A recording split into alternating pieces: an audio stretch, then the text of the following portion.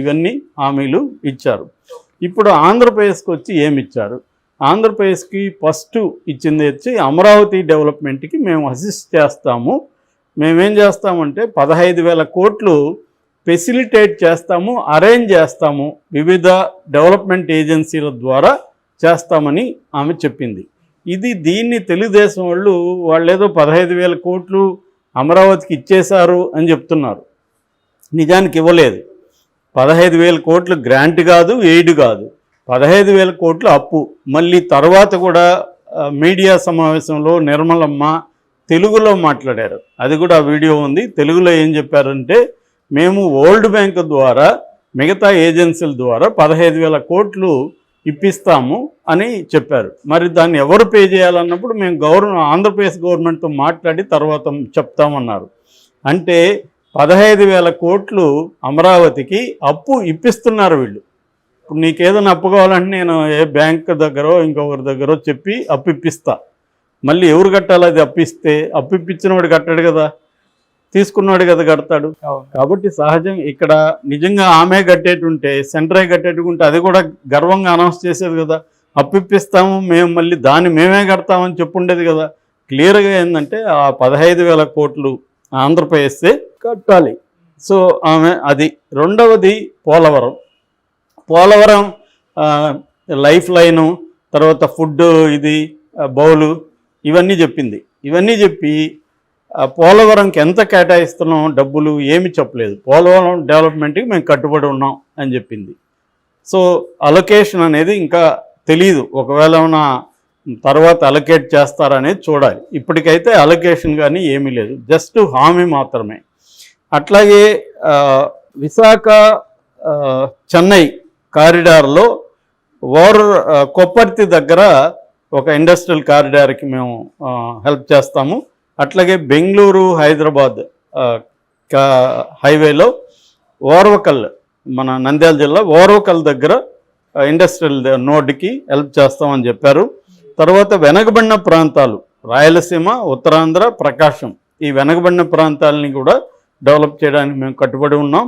అట్లాగే విభజన చట్టంలోని హామీలు కూడా నెరవేర్చడానికి మేము కట్టుబడి ఉన్నాం అనేది చెప్పారు.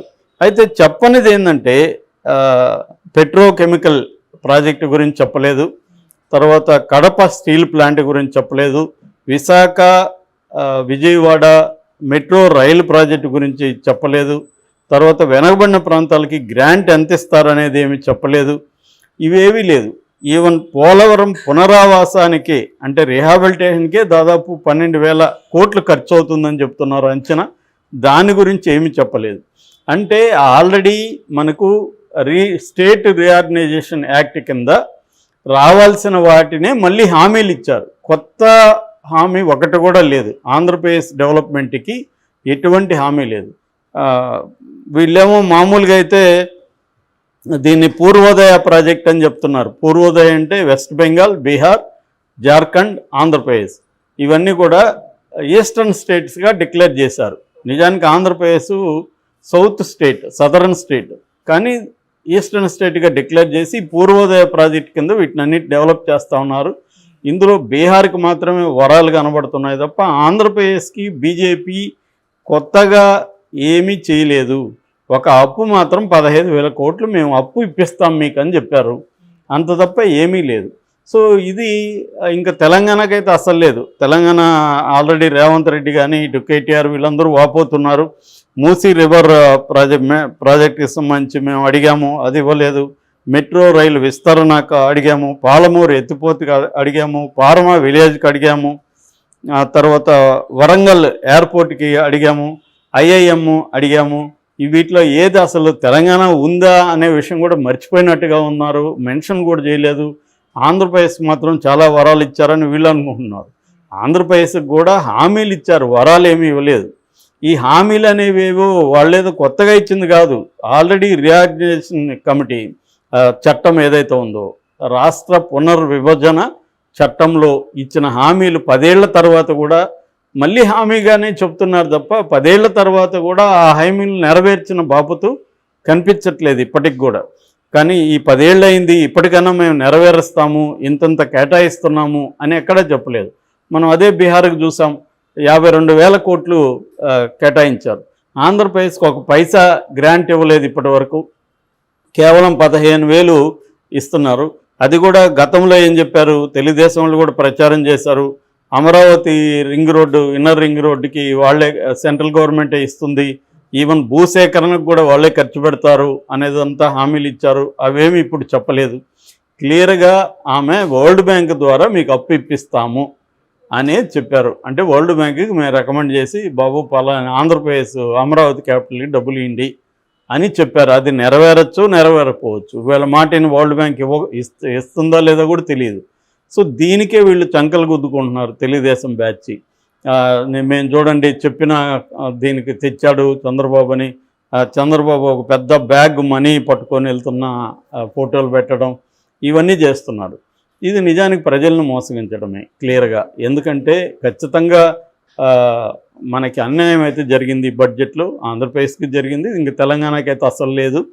ఆంధ్రప్రదేశ్ కన్నా అప్పున్న 15,000 కోట్లు ఇస్తానన్నారు. ఏవో కొన్ని స్మార్ట్ సిటీస్లో అవి భాగంగా పూర్వోదయాల భాగంగా కొన్ని డెవలప్మెంట్ చేస్తామని హామీలు ఇచ్చారు.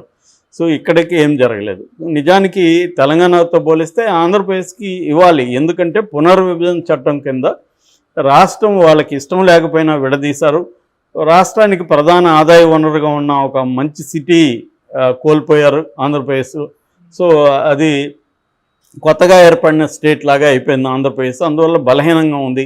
కాబట్టి దాన్ని ఆదుకోవాలని పునర్విభజన చట్టాన్ని తీసుకొచ్చి అనేక హామీలు ఇచ్చారు. ప్రత్యేక హోదా ఇస్తామని కాంగ్రెస్ పార్టీ అప్పుడు అమలు చేస్తామని చెప్పాను. దాన్ని బీజేపీ కూడా తిరుపతిలో మోడీ హామీ ఇచ్చాడు. ఇప్పుడు ప్రత్యేక హోదా అనేది అసలు లేదు, ప్యాకేజ్ ఏమి లేదు. కనీసం బీహార్కి ఇచ్చిన దాంట్లో పావు భాగం కూడా ఆంధ్రప్రదేశ్కి ఏమీ ఇవ్వలేదు. ఒక అప్పు 15,000 కోట్లు అప్పిస్తామని చెప్పారు. ఇది మనమేదో వైసీపీ అంటే ఏదో అబద్ధాలు చెప్తుంది అనుకోవచ్చు. మీరు ఎక్కడ ఆమె స్పీచ్లే చూడండి, ఎవరు వినాల్సిన అవసరం, ఎవరి మాట వినాల్సిన. మళ్ళీ ఆమె తెలుగులో కూడా మళ్ళీ నీట్గా చెప్పింది. మన బుర్రలకి ఇంగ్లీష్లో చెప్తే అర్థం కాదేమో అనుకొని తెలుగులో కూడా ఆమె క్లియర్గా చెప్పింది, అరే బాబు మేము వరల్డ్ బ్యాంక్ దగ్గర ఇప్పిస్తాము అని. ఆ బడ్జెట్ స్పీచ్లో కూడా ఆమె ఫెసిలిటేట్ చేస్తాము, అరేంజ్ చేస్తామనే పదాలు ఇచ్చింది తప్ప గ్రాంట్ అని కానీ ఇంకో ఎయిడ్ అని కానీ ఏమీ చెప్పలేదు. అంటే క్లియర్గా వాళ్ళు ఆంధ్రప్రదేశ్ని పట్టించుకోవట్లేదు, బీహార్నే పట్టించుకుంటున్నారు. దీనికి కారణం ఏంటి? బీహార్లో వాళ్ళకు ఉన్నది 17 మంది ఎంపీలని నితీష్ కుమార్ ఇచ్చాడు. ఆంధ్రప్రదేశ్లో చంద్రబాబు 16 మంది ఇచ్చాడు. మొత్తంగా కలుపుకుంటే 21 మంది ఎంపీలు ఆంధ్రప్రదేశ్లో ఉన్నారు. 21 మంది ఇంపార్టెంటా, 12 మంది ఇంపార్టెంటా? కానీ 12 మందికే ఇంపార్టెన్స్ ఇస్తుంది. దీనికి కారణాలు ఏంటి అనేది కానీ చూస్తే Nitish Kumar and JD Janata Dal, United Janata Dal చాలా స్ట్రాంగ్గా డిమాండ్ చేస్తున్నారు. వాళ్ళు ప్రత్యేక హోదా కావాలని, అసలు మేము మీతో కలిసిందే ప్రత్యేక హోదా కోసం, మా రాష్ట్ర ప్రయోజనాల కోసం అని చాలా గట్టిగా మాట్లాడుతున్నారు. సో ఒక భయం ఉంది నితీష్ కుమార్ పట్ల మోడీకి. ఎందుకంటే నితీష్ కుమార్ ఇప్పటికే 5 సార్లు అటు ఇటు జంపులు చేశాడు. మళ్ళీ అటు జంపు చేయడం అనేది ఏమి గ్యారంటీ లేదు. మళ్ళీ అటు జంప్ చేస్తే వీళ్ళకి 11 మంది షార్టేజ్ వస్తుంది, దానివల్ల ఇబ్బందులు పడతారు. సో అందుకని నితీష్ కుమార్ అంటే భయం అయితే కనబడుతుంది మోడీ దగ్గర. రెండవది, వాళ్ళకి నెక్స్ట్ ఇయర్ ఎలక్షన్లు ఉన్నాయి. ఎలక్షన్లో మళ్ళీ నితీష్ కుమార్తో కలిసి వాళ్ళు పోటీ చేయాలి అక్కడ. కాబట్టి అవసరం ఉంది. ఈ 2 కారణాలతో నితీష్ కుమార్కి బీహార్కి పెద్దపీట వేస్తున్నారు.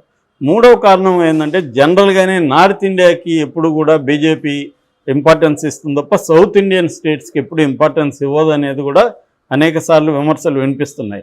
అందులో భాగంగానే మొత్తం ఇప్పుడు ఒక గుజరాత్ అహ్మదాబాద్ ముంబై బుల్లెట్ ట్రైన్కే 1,00,000 కోట్లు కేటాయించారు.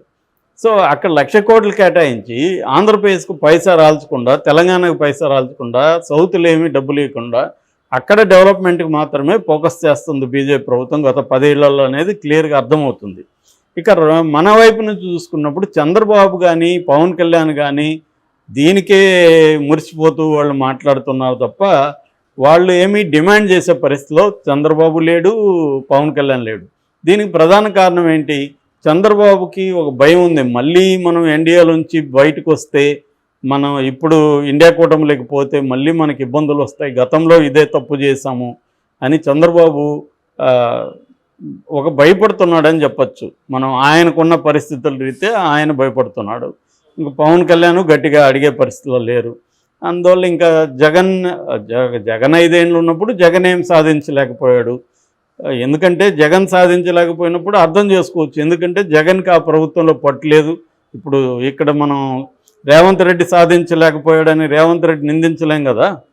అట్లాగే జగన్ కూడా అప్పుడు మద్దతు ఇచ్చాడు తప్ప గట్టిగా ఏదో కొంత అప్పు తేగలిగాడు పథకాలకి వాటికి, అంత తప్ప జగన్ ఏం పెద్ద ఎత్తున సాధించింది ఏమీ లేదు. అట్లాగే చంద్రబాబు, ఇప్పుడు ఎందుకు చంద్రబాబుని మనం విమర్శిస్తున్నాం అంటే చంద్రబాబు ప్రభుత్వంలో ఉన్నాడు, అక్కడ కీలకం 21 మంది ఎంపీలు ఆంధ్రప్రదేశ్ నుంచి ఉన్నారు. కనీసం చంద్రబాబు ఎవరు వద్దనుకున్న 16 మంది ఉన్నారు.